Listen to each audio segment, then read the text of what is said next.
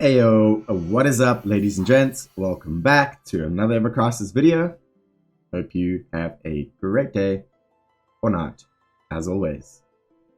And in today's video, I have decided to create a debuff weapon tier list. So, hopefully you enjoy the video, and let's jump straight into it.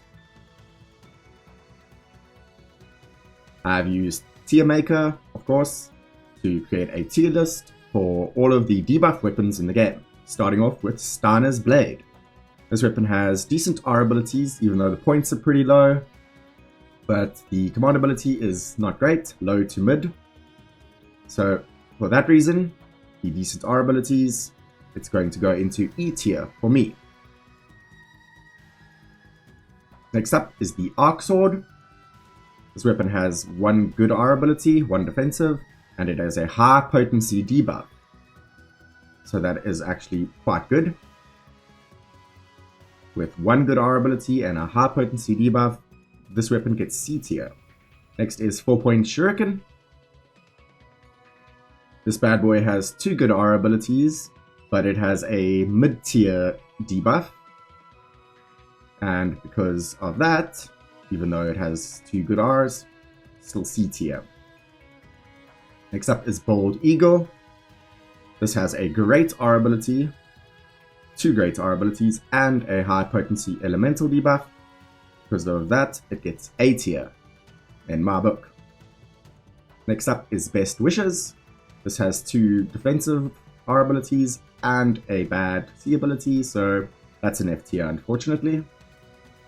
Black Whiskers has a great R ability, and it has a great command ability as well, with a physical defense debuff of mid to mid and a water debuff for mid to high.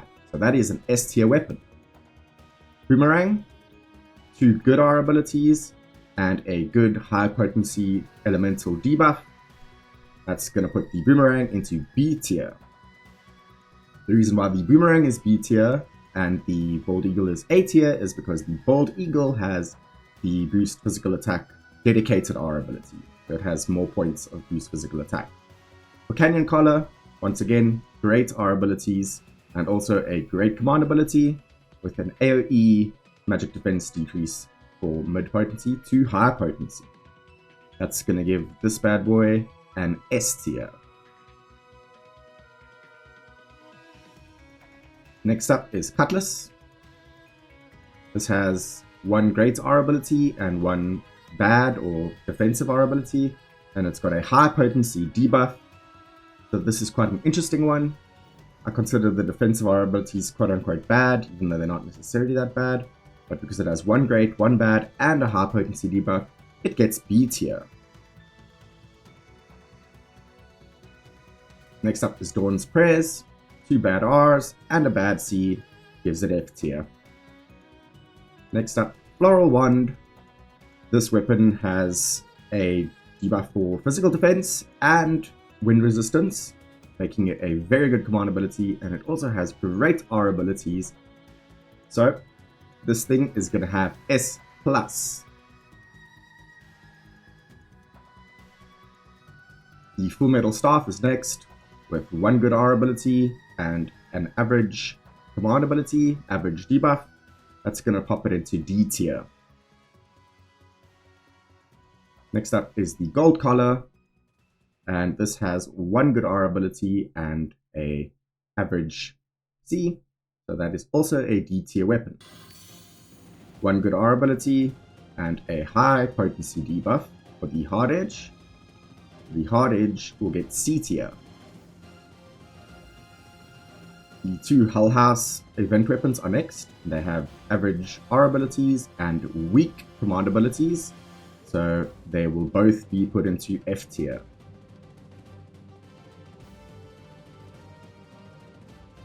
Iron Blade has one good R ability and an average command ability, average debuff. So that is going to give the Iron Blade a D tier. Iron Collar has two good Rs with low points and a bad C, and just like Steiner's Blade, that's an E tier. Iron Greatsword is very much the same thing, so that will also be E tier. Next up, Junk Collar has 2 defensive R abilities, but it has a high potency command ability, Debuff, so it gets D tier for that. Kaiser Knuckles, very much the same thing, 2 bad Rs or defensive Rs with a high potency debuff.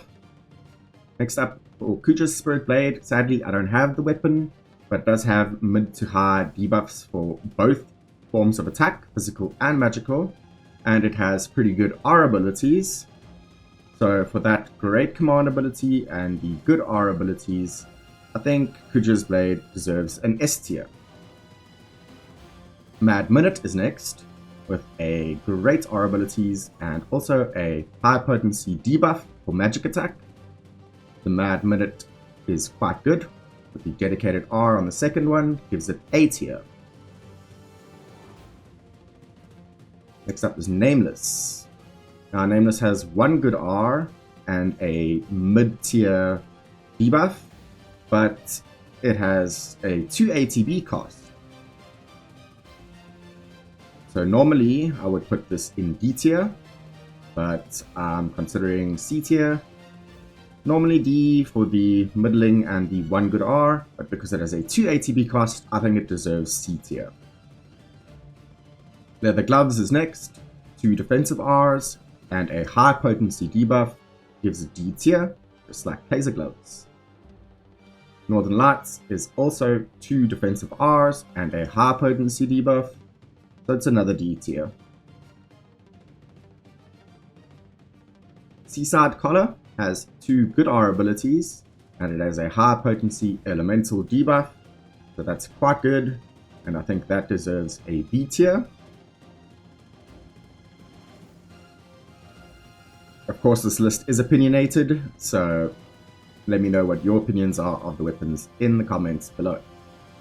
2 defensive Rs and a high potency debuff is a D tier for me. Pinwheel has 2 good Rs and a high potency elemental resist down, so that goes with the others in B tier. Next up, Radiant Edge has a great R ability and a dedicated boost physical attack, and it has a great command ability as it reduces physical defense and fire resistance by mid to mid and mid to high, or actually high to high. So that is an S tier weapon in my opinion. Slick Beetle is next, and it actually has 2 good R abilities and a high potency physical attack decrease, so that is also a B tier. Then we have Snowflake with a great R ability and a mid to high command ability, so that's an A tier in my opinion. Solid Bazooka has 2 good Rs as well and a high potency debuff, putting it in B tier. Then we have Stingray with 1 good R and a high potency debuff, so that is the classic C tier. Tiger Fangs, 2 good Rs and a good command ability with a high potency debuff as always, and that gives it a B tier. Sun Umbrella has 2 very nice R abilities that combo well with each other, and it has mid-tier debuffs for both physical and magical defense. So this was a bit of a tricky one. I was considering possibly giving it A tier, but I decided with only max of mid-tier debuffs, it deserves B tier instead.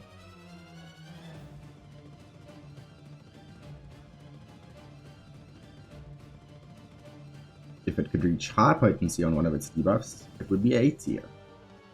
Thunderbird has a great dedicated R ability for magic attack, and it has a high potency lightning resist down, so that is an A tier weapon. Twinkling Star has 2 very good R abilities as well, and it has a great command ability that lowers magic attack by mid to high and physical defense by mid to high. So that is of course an S tier weapon, nicely power creeped. W Machine has 1 good R and a high potency debuff, making it a C tier weapon. And last but not least, Wind Slash has 2 good R abilities and a nice high potency elemental resist down, popping that in B tier with the rest of them. And that is my tier list. So let's take a look at the sort of summary.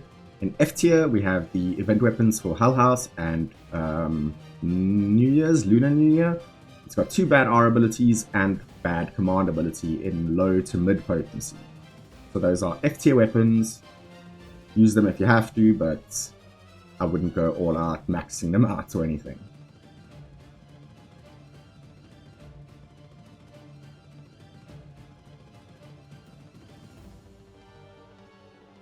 E tier are kind of meh. They have decent R abilities, but the R ability points are kind of low. So like boost attack, boost crit is what all of these weapons have, which are nice R abilities, but the points themselves are quite low because they are event weapons. And the command ability is what I call a bad command ability, because the debuff starts at a low potency and can only reach mid potency. So that is why these weapons are E tier. They are definitely usable, but not great. In D tier, we have a whole bunch of weapons.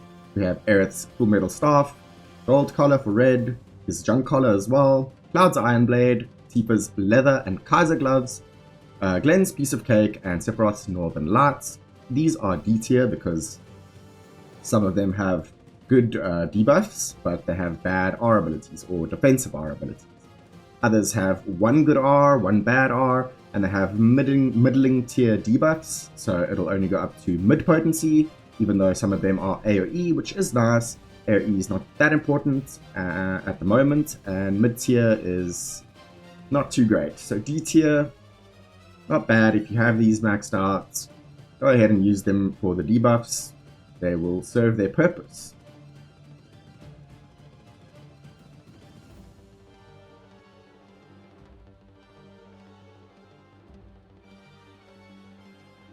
Next up is the C tier weapons, and these either have 2 good R abilities and a middling C ability, so command ability, a debuff that can only reach mid potency, or some of them have 1 good R ability and 1 defensive R ability, but they actually have a good command ability, so the debuff will reach high potency. And these are Zack's Arc Sword, Yuffie's 4-point Shuriken, Cloud's Hard Edge, Sephiroth's Nameless, the Matt Stingray, and Barrett's W Machine. So for example, the 4-point Shuriken has 2 good R abilities, but a mid C ability. Now we get to the good stuff.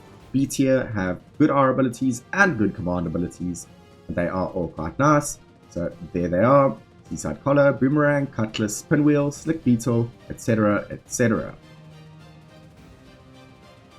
These weapons all have something pretty good going for them. So if you have them, use them for sure. You can even consider maxing them out. They are quite good weapons, and they will be useful in a lot of different situations. They are actually kind of split up into elemental potency weapons and just generic debuff weapons. So you can see the elemental potency weapons are Seaside Collar, Boomerang, Pinwheel, Wind Slash, and the generics are Cutlass, Slick Beetle, Solid Bazooka, Tiger Fangs, and Sun Umbrella.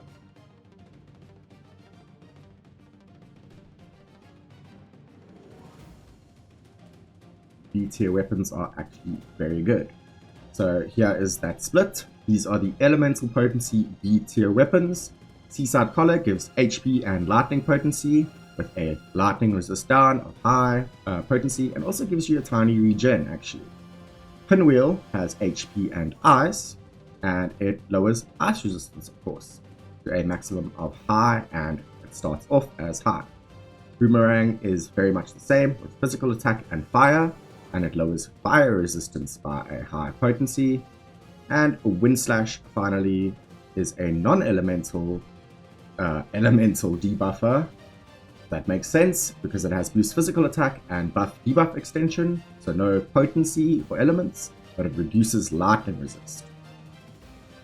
Now, the other B tier weapons are the generics, as I like to call them, and that is Cutlass.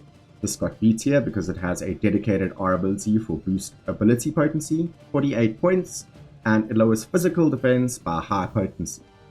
Solid Bazooka has 2 good R abilities and lowers magic attack by high potency.